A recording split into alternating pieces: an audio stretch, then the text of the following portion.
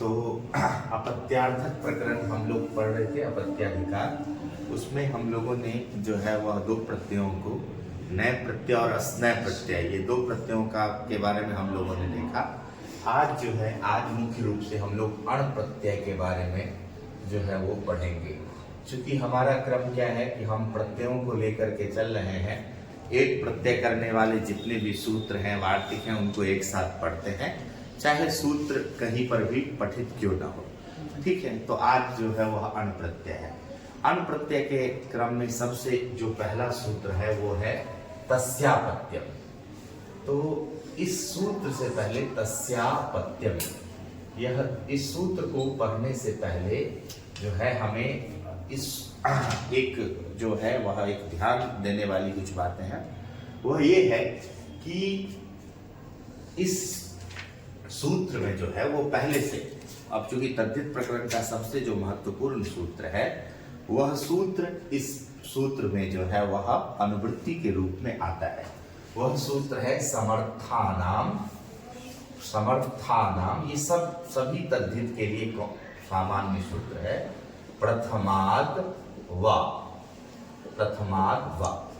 अब जो है वह इस सूत्र से समर्थानाम प्रथमाद व से तस्यापत्यम में तीन पद, समर्थ, प्रथम और वा प्रथम।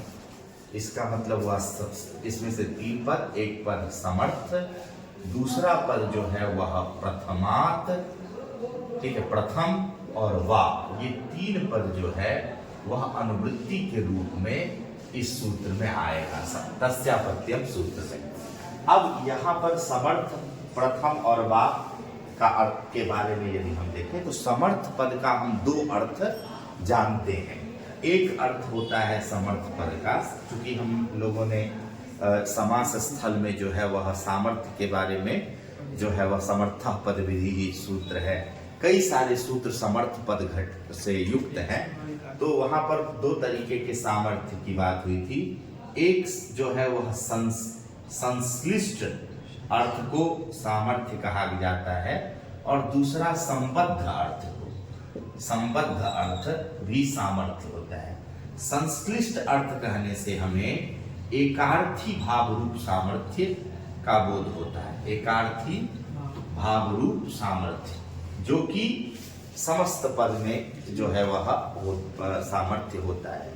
और जो संबद्ध रूप अर्थ है सामर्थ्य का, वह व्यपेक्षा रूप सामर्थ्य है, और यह व्यपेक्षा रूप सामर्थ्य आपको वाक्य अस्तित्व में रहता है। ठीक है, लेकिन यहाँ पर जो है वह सामर्थ्य को अलग ढंग से जो है वह परिभाषित, यहाँ के मतलब समर्थानाम प्रथमाद्वा में जो समर्थ है उसका अर्थ है परिनिष्ठितत्व। परिनिष्ठितत्व,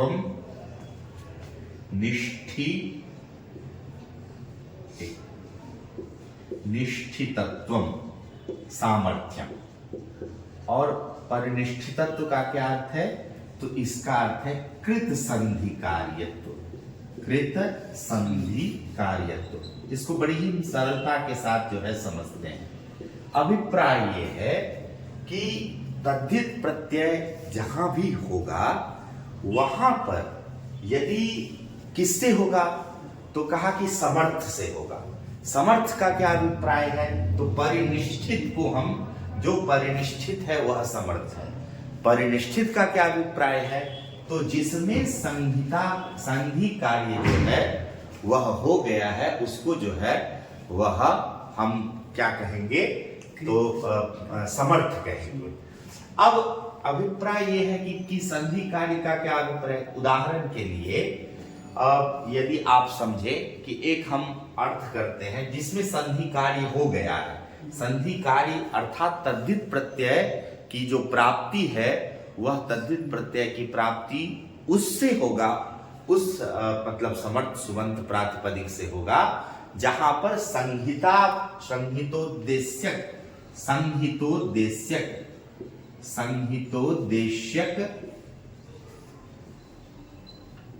सारे कार्य हो गए हैं। ठीक है, संहितोद्देश्यक जो कार्य है वो कार्य हम पहले कर लेंगे, और फिर उसके बाद जो है हम तद्धित प्रत्यय का जो है वो विधान करेंगे।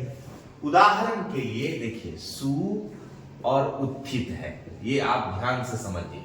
कोई कहे सु उत्थितस्य अपत्यम, इस अर्थ में दो शब्द है, सु उत्थित, ठीक है, और इस सु उत्थितस्य अपत्यम, ये अर्थ मान लीजिए।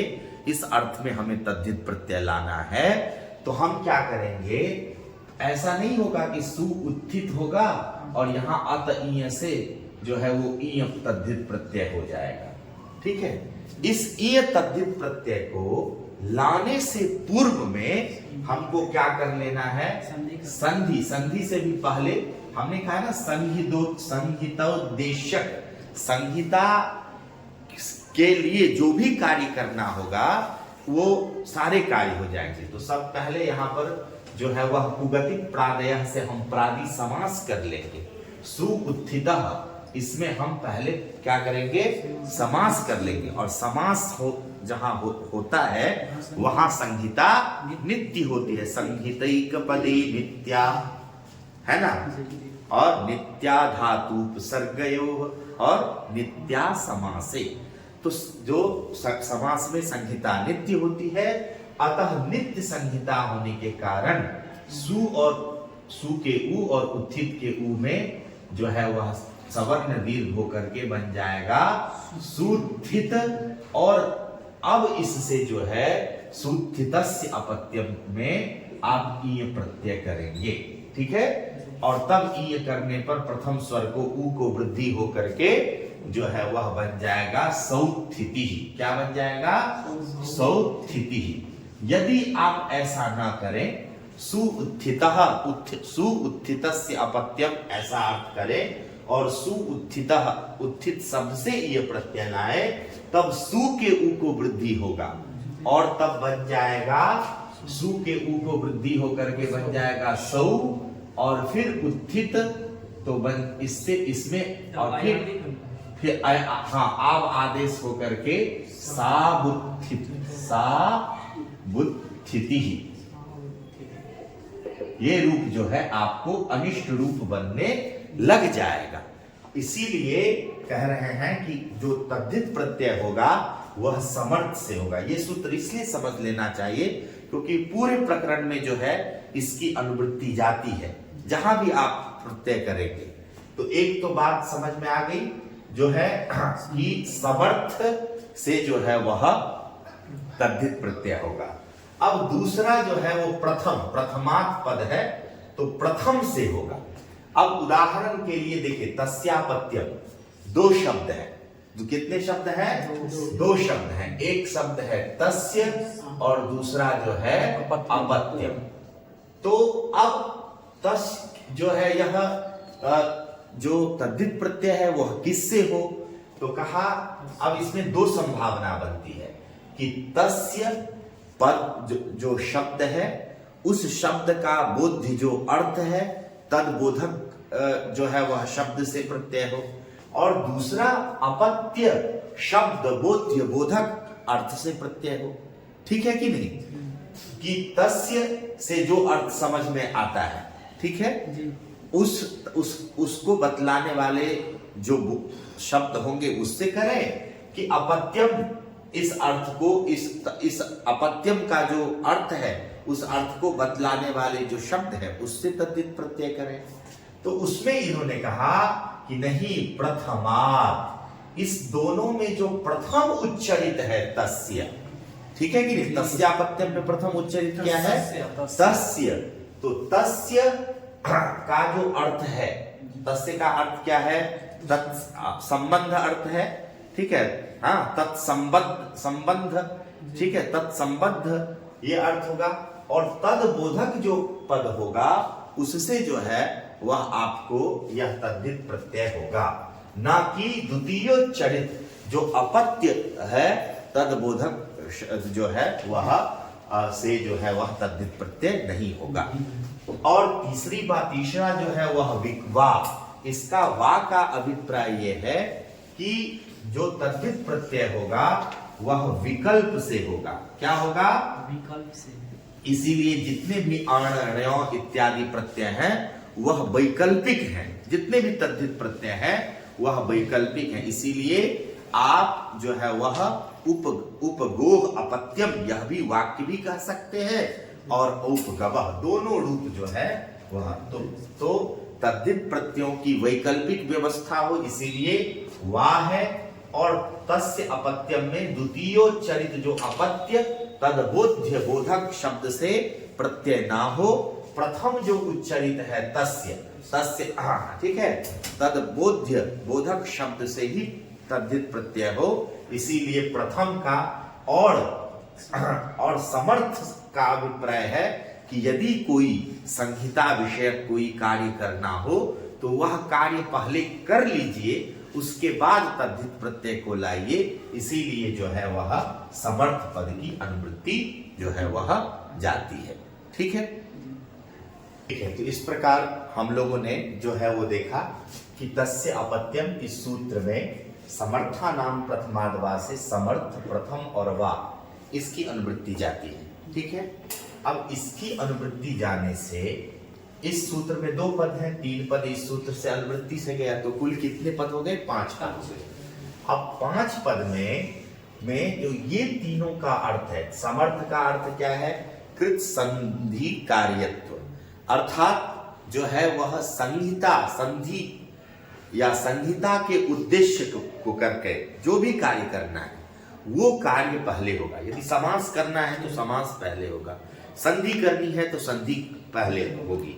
इन सब करने के बाद आप तद्धित प्रत्यय को लाएंगे, तो ये अर्थ समर्थ का निकला। अच्छा, जिस सूत्र जो भी आप तद्धित प्रत्यय का विधान कर रहे हैं वह तद्धित प्रत्यय किससे होगा? तो प्रथम से होगा। सूत्र में यदि 2 या 2 से अधिक पद पढ़े गए हैं तो प्रथम पद बोध्य जो अर्थ होगा तदबोधक शब्द से जो है वह तद्धित प्रत्यय का विधान होगा। उदाहरण से हम लोग अच्छे से समझ लेंगे। द्वितीयोच्चारित पद बोध्य बोधक शब्द से तद्धित प्रत्यय नहीं होगा, प्रथम से होगा। और दूसरा जो है वह वा तद्धित प्रत्यय विकल्प से होगा। जितने भी तद्धित प्रत्यय हैं वह नित्य नहीं है। ठीक है, इसी के कारण से उनका जो है वह विग्रह वाक्य भी एक होगा, वाक्य भी प्रयोग होगा और तद्धित प्रत्यय विशिष्ट प्रयोग तद्धितांत प्रयोग भी होगा। अब आइए, ये तीनों सूत्र यदि तस्य अपत्यम में आया तो कैसे तीनों अर्थ घटा? तो कह रहा कि तस्य, यहां पर दोनों में प्रथम उच्चरित पद तस्य है। तस्य का अर्थ जो है वह अर्थ हुआ, मान लीजिए तस्य का अर्थ तस्य षष्ठ्यंत है कि नहीं? तो तस्य का अर्थ क्या हुआ? तस्य षष्ठ्यंत है कि नहीं? तो षष्ठ्यंत यहां पर अनुकरण के रूप में आया है। तस्य जो है वो षष्ठ्यंत का अनुकरण है और यहां पर अनुकरण वाचक शब्द से नस विभक्ति का सूत्रत्वात् लुक हुआ है। तो तस्य यह जो षष्ठ्यंत है उसका अर्थ तो षष्ठ्यंतार्थ होगा, तो तदबोध्य अर्थ हो गया षष्ठ्यंतार्थ। और तदबोधक जो है षष्ठ्यंतार्थ बोधक पद हुआ कि नहीं? उपनस। तो उपनस से अनप्रत्यय होगा। उपगोह अपत्यम, इस अर्थ में कोई आपसे यह पूछ सकता है ना कि आप अपत्यम से ही क्यों नहीं अनप्रत्यय कर देते हैं, उपगोह से क्यों करते हैं? तो चूंकि समर्था नाम प्रथमाद्वा से जो है वह तस्यापत्यम सूत्र में प्रथमात् की अनुवृत्ति जाती है, तो प्रथमोच्चरित जो है, और प्रथमोच्चरित क्या होगा? तो सूत्र में तस्य है का अर्थ है तत्संबंध, और तत्संबंध में यह अर्थ हुआ तदबोधक पद जो है वह है जो किसके साथ संबंध? तो उपगु के साथ संबंध। आप उपगु का अपत्य है ना, तो अपत्य का संबंध जो है वो उपगु के साथ है। अतः इसी उपगु नस से आप जो है वह अनप्रत्यय करेंगे, अपत्य से बोधक शब्द से आप अनप्रत्यय नहीं करेंगे। ठीक है, ये समर्थानाम प्रथमाद्वा की कृपा से ही अर्थ निकलता है। ठीक, तो ये अच्छे से अच्छा है।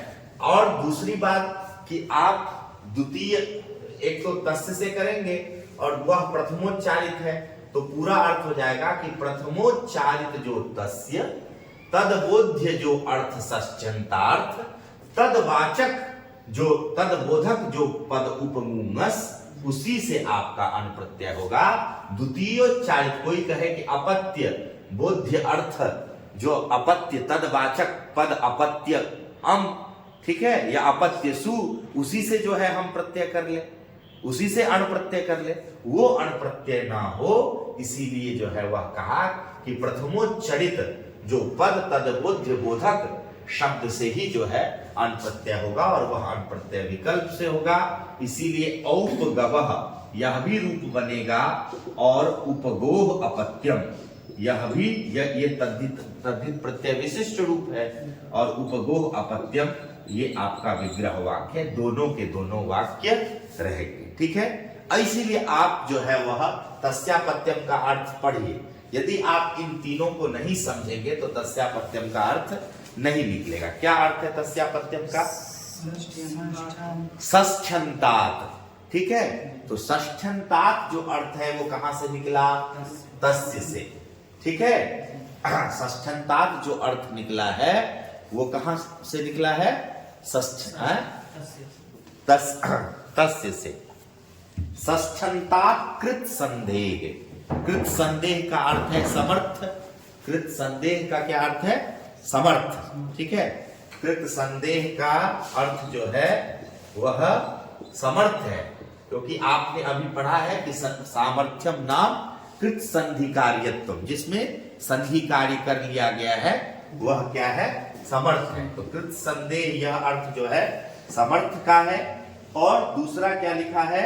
समर्थात अपत्य और तस, ये षष्ठ्यंत जो अर्थ है वो ये बताता है कि प्रथमोच्चारित जो तस्य है उसी से जो है तदबोध्य बोधक शब्द से ही प्रत्यय का विधान हो रहा है। तो प्रथमार्थ के कारण आप अर्थ निकाल पा रहे हैं षष्ठ्यंतात्, समर्थ के कारण अर्थ निकाल पा रहे हैं कृत संदेह, और अपत्य अर्थे उक्ताः जो प्रत्यय कहे गए हैं और वक्ष्यमान जो प्रत्यय आगे कहे जाएंगे वो प्रत्यय विकल्प से होते हैं। तो विकल्प यह अर्थ किसके कारण से आया है? वा। अतः समर्था नाम प्रथमाद वा का तस्यापत्यम के साथ अन्वय को यदि आप नहीं समझेंगे तब तक जो है इस सूत्र को नहीं समझ सकते। यह सूत्र किसी प्रत्यय का विधान नहीं करता है। इससे पहले जो प्रत्यय कहे गए हैं और आगे जो प्रत्यय कहे जाएंगे वो सारे के सारे प्रत्यय किससे होंगे? तो जो षष्ठ्यंत होगा, जो प्रथमोच्चारित होगा, मान लीजिए कि तस्य समूह है या फिर जो है वह तेन युक्तः कालः है, तो वहां पर जो भी प्रथम उच्चरित तेन है तो तेन बोध्य जो अर्थ तदबोधक जो शब्द होगा समर्थ प्रातिपदिक सुबंत प्रातिपदिक होगा, उसी से जो है वो प्रत्यय होगा। पहले आ जाए तो अब ऐसा सूत्र में देखा, अपत्यम सूत्र का स्वरूप आप देखे ना, सूत्र का सूत्र अपत्यम तस्य तो नहीं है, सूत्र तो तस्य अपत्यम है। तो जो सूत्र है उसमें जो प्रथमोच्चारित पद है तदबोध्य जो अर्थ है उसके बोधक जो समर्थ प्रातिपदिक है उसी से तद्धित प्रत्ययों का विधान सूत्र में जो उच्चरित है। जी बिल्कुल ठीक है, यही है प्रथम का स्वारस्य। और समर्थ से होगा मतलब संहितोद्देश्य कार्य पहले कर लेना है, बाद में तद्धित प्रत्यय को लेना। संधि समास ये सब पहले करके फिर जाकर के तद्धित प्रत्ययों की उत्पत्ति होगी, विधान होगा और तद्धित प्रत्यय विकल्प से होगा। ये सूत्र इसीलिए समझना है क्योंकि आगे सारे सूत्रों में जो है इसकी अनुवृत्ति जाती है। ठीक है, अब इसके बाद जो है तस्यापत्यम को यदि हमने अच्छे से समझ लिया तो इसके बाद अण प्रत्यय करने वाले बाकी सूत्रों को जो है हम अगली कक्षा में इसको पढ़ेंगे।